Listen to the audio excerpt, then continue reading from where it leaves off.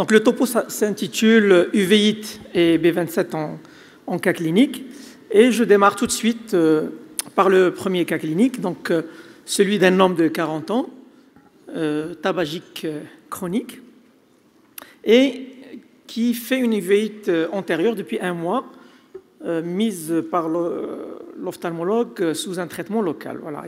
Et c'est l'ophtalmo qui adresse le patient pour un avis sur l'existence ou non d'une éventuelle spondyloarthrite. Alors, à l'interrogatoire, c'est un patient qui a des lombalgies et des thalalgies, mais qui ont plutôt une sémiologie mécanique depuis 5 ans. Évidemment, on demande la radiographie des sacroiliaques, elle est normale. Et le patient a déjà pris pas mal d'anti-inflammatoires, mais ce n'est pas la réponse spectaculaire typique des spondyloarthrites. Le bilan inflammatoire demandé montre une VS à 25 et une CRP à 12. Donc voilà, un peu d'inflammation, mais pas trop. Donc la question que je pose, parmi ces examens-là, lequel vous feriez en pratique pour avancer dans le diagnostic? Donc, alors il n'y a pas de boîtier, mais on peut voter par à main levée éventuellement. L'IRM des sacroiliaques, je pense que là, tout le monde serait pour. L'IRM du rachis lombaire, est-ce qu'il y en a qui font une IRM du rachis lombaire à la première consultation? Non, peut-être pas. HLA-B27, je pense que tout le monde est d'accord. L'échographie des anthèses, alors il a des antécédents de thalalgie, quelques-uns la demandent. Et la scintigraphie osseuse, est-ce qu'il y a encore des adeptes de la scintigraphie? Pas beaucoup. Bon, il n'y a pas vraiment de réponse juste ou de réponse faute. On pourrait dire que les 4 premiers pourraient être intéressants s'ils montrent des choses. La scintigraphie, c'est vrai que c'est un peu tombé en désuétude depuis quelques temps, mais peut-être dans certains cas cliniques, ça pourrait garder un intérêt. Alors en tout cas, on reprend notre cas. Il a fait une IRM des sacroiliaques qui montre un œdème osseux sur une berge des sacroiliaques.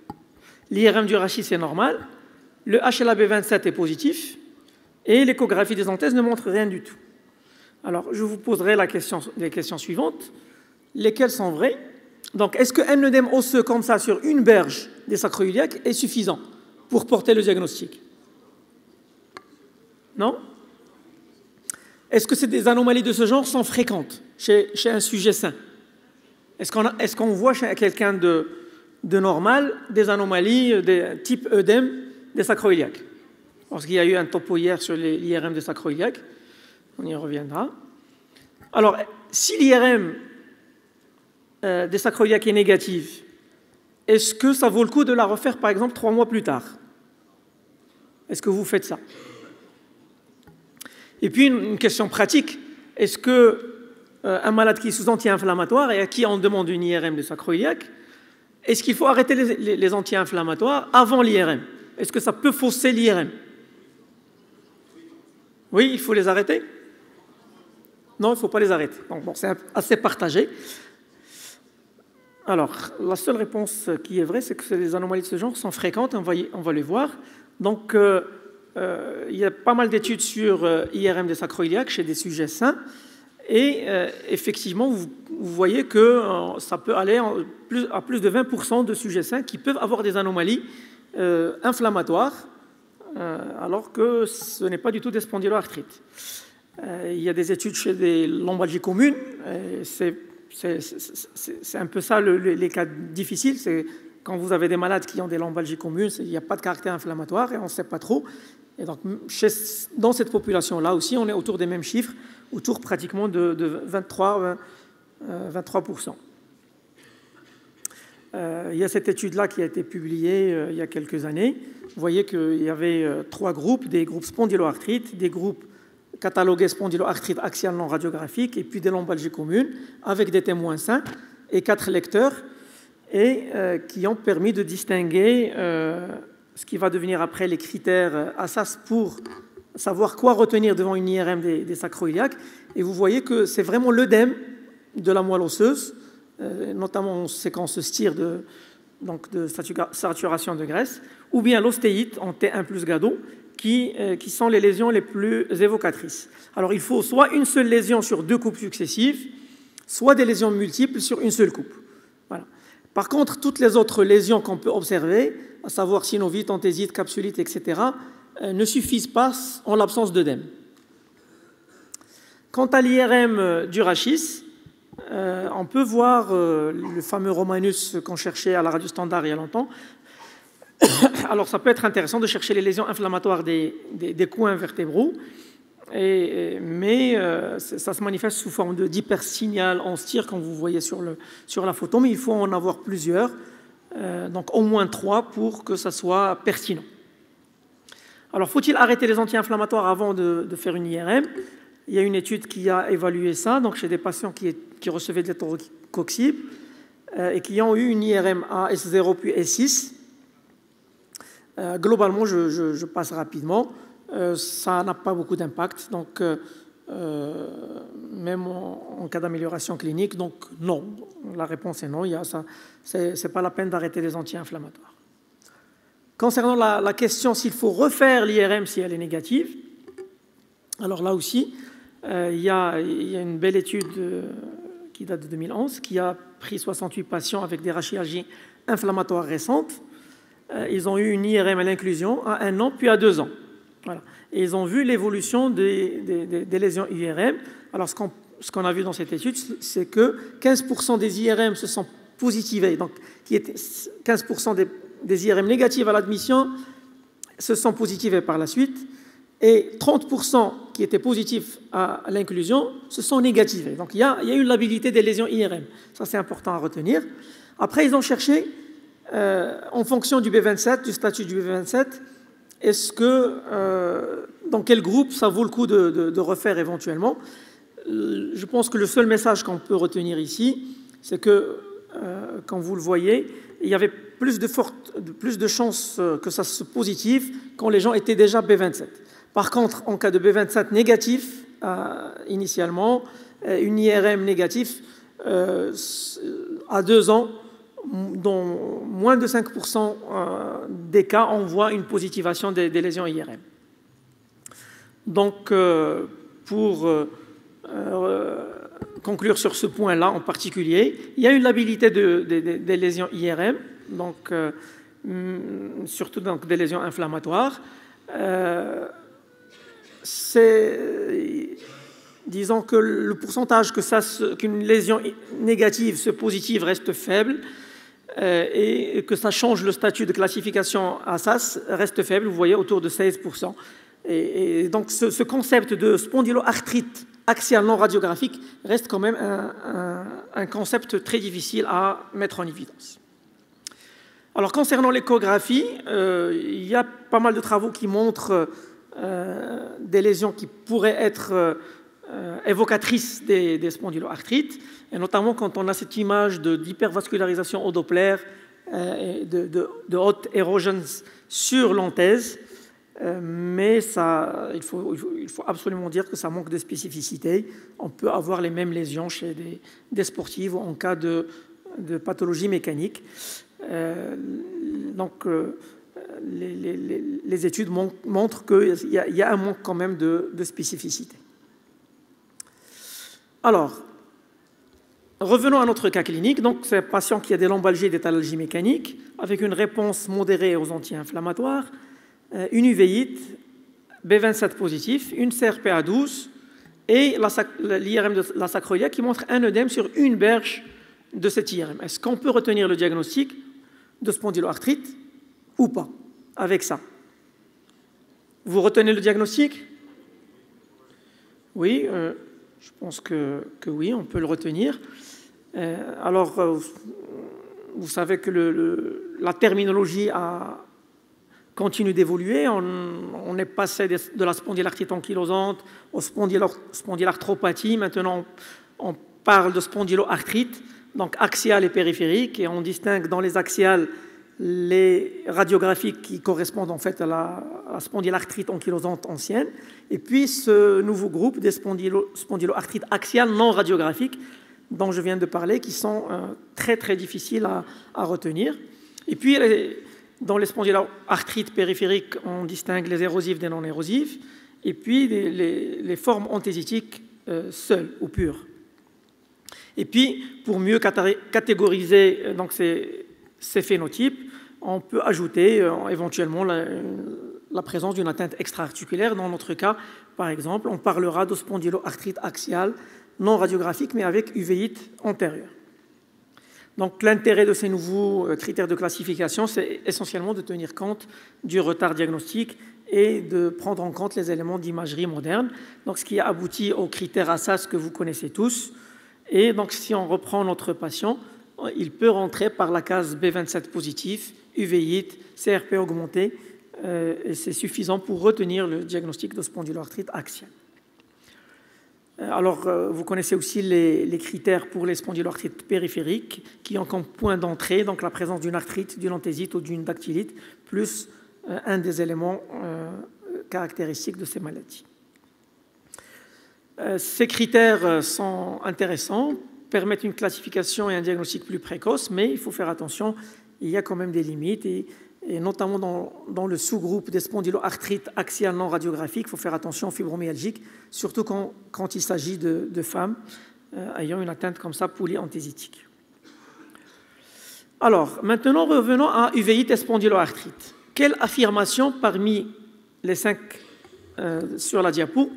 Une seule est fausse. Donc, l'uvéite est antérieure dans 90% des cas. L'uvéite est aiguë dans 90% des cas. L'uvéite est unilatérale dans 90% des cas. Et quatrième proposition, une uvéite postérieure élimine le diagnostic de spondyloarthrite. Et cinquième proposition, l'évolution vers une cécité est observée jusqu'à 8% des cas. Laquelle vous semble fausse? 1, 2, 3, 4 ou 5? 4. Très bien. Donc, oui, c'est vrai que l'uvéite est 9 fois sur 10 antérieure, aiguë et unilatérale, donc c'est facile à retenir. Et donc, elle peut être postérieure dans 5 à 10% des cas. Et qu'il y a un risque d'évolution vers la cécité qui reste rare, mais qui est là. Encore 5 propositions sur uvéite et spondyloarthrite. La moitié des uvéites antérieures, vues en ophtalmologie, sont en rapport avec une spondyloarthrite. Deuxième affirmation, l'uvéite est récidivante dans la moitié des cas. Troisième affirmation, la salazo permet de réduire la fréquence des poussées. Quatrième affirmation, il faut absolument une corticothérapie orale. Et cinquième affirmation, tous les anti-TNF sont efficaces dans le traitement des uvéites. Laquelle vous semble fausse? 5. Alors, 4 ou 5? 4. 4, on va y revenir. C'est vrai que tous les anti-inflammatoires sont efficaces, mais l'efficacité n'est pas la même, on va y revenir tout à l'heure. Alors, encore une question, uvéite et spondyloarthrite, une réponse fausse. Alors, l'uvéite est l'atteinte extra-articulaire la plus fréquente. Un malade sur 3 qui a une spondyloarthrite fera une uvéite au cours de sa vie. Troisième affirmation, il faut faire absolument un examen ophtalmo systématique chez tout patient qui a une spondyloarthrite. Et quatrième affirmation, l'évolution de l'uvéite est complètement indépendante de l'évolution de l'atteinte ostéo-articulaire. Laquelle est fausse? 1, 2, 3 ou 4? Alors, j'ai bien fait de faire ce questionnaire. Ça permet de voir qu'on n'est pas tous d'accord.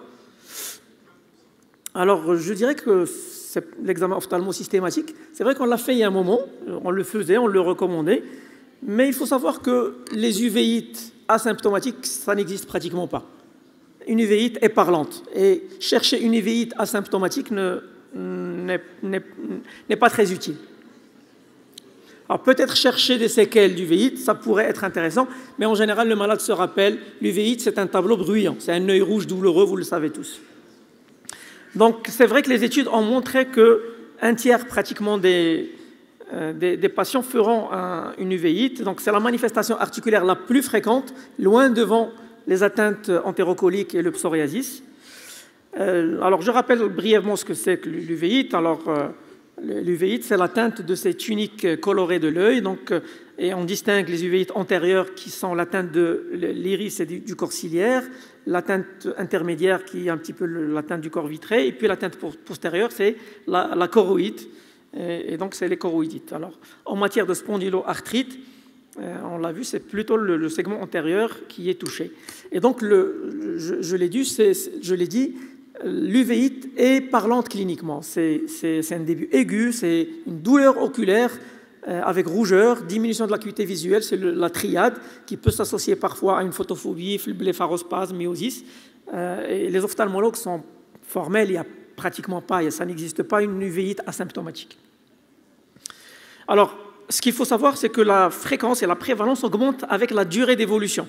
Donc, vous voyez que ici, c'est la prévalence en fonction de la durée d'évolution. Donc, on passe d'environ 10% pour les moins de 5 ans. Et ça augmente à 20% entre 5 et 15 ans d'évolution.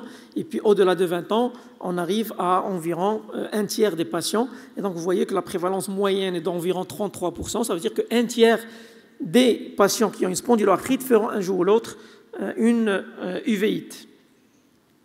Alors, il y a une méta-analyse récente qui retrouve à peu près les mêmes chiffres. Ici, c'était un peu 25%.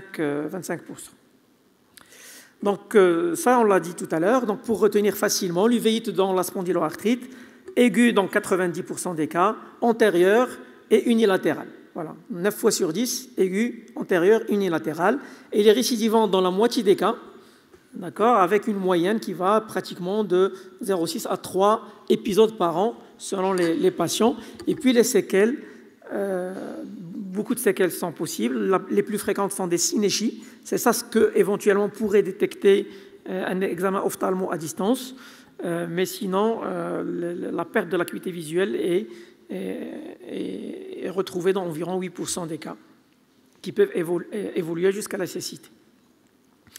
Et ce qu'on a dit tout à l'heure, quand on prend les uvéites vues en ophtalmologie, la moitié des uvéites antérieures sont en rapport avec une spondyloarthrite. Et donc, c'est là où on peut être sollicité. Donc, si vous collaborez avec des ophtalmos, nous, à l'hôpital, ça nous arrive fréquemment que les ophtalmologues nous envoient des uvéites, notamment les uvéites antérieures, à la recherche d'un diagnostic de spondyloarthrite. Y a-t-il, oui ou non, une spondyloarthrite? Alors, il y a eu pas mal de travaux pour essayer de voir quels sont les signes qui pourraient nous aider dans le diagnostic. Il y a un algorithme qui a été proposé par l'équipe de Dublin, qui est là, donc qui se base essentiellement sur deux choses, sur le B27 qui est indispensable et sur la présence de lombalgie. Et donc vous voyez que c'est les deux éléments. En fait, il est adressé plus aux ophtalmos en leur disant, voilà, si vous avez une uvéite antérieure, faites le B27 et posez la question aux malades, est-ce qu'ils ont des lombalgies? Et si un B27 positif et des lombalgies, il faut absolument adresser au rhumatologue. Donc l'uvéite, le traitement est essentiellement local. Ça, c'est les ophtalmos qui s'en occupent. Très rarement, ils font des injections locales ou ils ont recours à la voie orale. Donc, ce n'est pas systématique de donner des corticoïdes par voie orale pour une uvéite. Alors là où le rhumatologue peut être intéressant, et donc c'est là où la collaboration peut être intéressante, c'est que nous, on sait qu'il y a des médicaments qu'on peut prescrire qui pourraient diminuer la fréquence ou la sévérité des uvéites, et donc notamment pour les uvéites récidivantes. Alors, il y a eu des travaux anciens qui montraient que la sulfasalazine pourrait réduire le nombre et les poussées et la sévérité de ces uvéites. Et puis, il y a pas mal de travaux avec les anti-TNF. Alors, ils sont tous efficaces, ils ont tous des travaux qui montrent qu'ils réduisent à la fois le nombre de poussées et la sévérité des uvéites, mais dès le départ, il est ressorti que l'efficacité n'est probablement pas la même. Alors, je passe sur ça très brièvement. Il y a des travaux un petit peu anciens maintenant et qui avaient montré que, par exemple, voilà, ici c'était infliximab et etanercept. C'est évidemment pas des données en head-to-head, mais c'est des données rétrospectives sur les essais thérapeutiques avec les deux produits. On a cherché un petit peu quel est le taux d'uvéite avant et après mise sous anti-TNF. Et vous voyez qu'avec l'infliximab, il y avait pratiquement 2 fois moins d'uvéite qu'avec l'etanercept. Ici, c'est une étude aussi française, rétrospective sur les dossiers. On a fait exactement la même chose. On a ressorti les dossiers pour voir le nombre d'uvéites sous traitement anti-TNF et on a comparé de façon indirecte. Et vous voyez qu'il y avait beaucoup moins d'uvéites chez les patients sous infliximab par rapport à ceux sous etanercept. Par contre, il y a revue systématique qui a repris tous les malades sous étanercept et qui montre que l'étanercept diminue le nombre d'uvéites, donc 2 fois moins par rapport au placebo. Donc il est efficace aussi, mais par contre par rapport à la sulfasalazine, il n'y avait pas de différence significative. Quand on prend les études avec l'adalimumab, il y a une grande étude ouverte sur plus d'1 millier de patients et qui montre que les patients sous Humira, il y avait 2 fois moins, donc, ou bien l'Humira réduit de moitié le risque de faire de nouvelles poussées d'uvéites. Voilà. Et c'était donc évident sur le suivi de ces patients. Alors, il y a une méta-analyse récente qui a essayé de comparer les 3 anti-TNF, donc c'est des comparaisons indirectes, il faut absolument le retenir, et qui montrent qu'ils sont tous les 3 efficaces. Dans la méta-analyse, vous voyez que même l'étanercept, il diminue le nombre d'uvéites. Mais voilà, globalement, ce qui est un petit peu ressort, c'est que les anticorps, ça marche un peu mieux probablement que le récepteur soluble. Alors, je passe à un deuxième cas clinique, un peu plus difficile, c'est celui d'une patiente de 45 ans qui est traitée par étanercept pour une spondyloarthrite axiale et périphérique depuis 5 ans. Alors, en plus, comme il y avait une forme périphérique, elle avait reçu des corticoïdes et elle a une ostéoporose cortisonique et on lui a passé une perfusion d'acide zoledronique il y a quelques jours. Et puis là, elle vient pour un tableau d'œil rouge douloureux que l'ophtalmologue a confirmé comme étant une uvéite antérieure. Donc là, quelle est la conduite à tenir? Qu'est-ce qu'on peut dire? C'est une uvéite dans le cadre de la spondyloarthrite, ou bien ça peut être en rapport avec l'étanercept, et donc il faut l'arrêter. Et dans ce cas, est-ce qu'il faut proposer de switcher vers de l'adalimumab?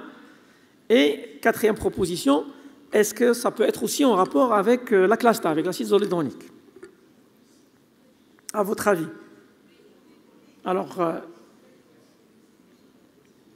Alors c'est évidemment, toutes les réponses sont possibles, hein, même la première, là, je me suis trompé. Donc, ça, c'est une situation qui est relativement rare, mais qu'il faut connaître. Alors, les anti-TNF peuvent aussi induire des uvéites. Et donc, il y a des manières de voir l'imputabilité d'un produit par rapport aux uvéites. Il y a un questionnaire développé par une équipe espagnole et qui montre que les anti-TNF, il y a une relation de cause à effet, donc potentielle. Et ce n'est pas le seul effet paradoxal qui a été décrit avec les anti-TNF. Ça a été décrit aussi pour le psoriasis, pour les nodules rhumatoïdes, pour la sarcoïdose. Donc, il y a ce qu'on appelle des effets qui sont normalement censés être traités par l'anti-TNF, mais qui peuvent être déclenchés paradoxalement par l'anti-TNF. Donc ça, il faut le savoir. Alors, pour répertorier un peu tout ça, il y a une étude française qui a essayé de recenser le nombre de cas d'uvéites apparus sous anti-TNF. Alors, ça a été fait de façon rétrospective, comme vous le voyez, donc entre 2008 et 2010. C'est une enquête auprès de plusieurs médecins prescripteurs d'anti-TNF et sur des uvéites confirmées par l'ophtalmologue. Vous avez les chiffres ici, quelle que soit l'indication. Donc vous voyez que même des maladies qui ne donnent pas d'uvéites, on a vu apparaître des uvéites. C'est le cas de la polyarthrite rhumatoïde.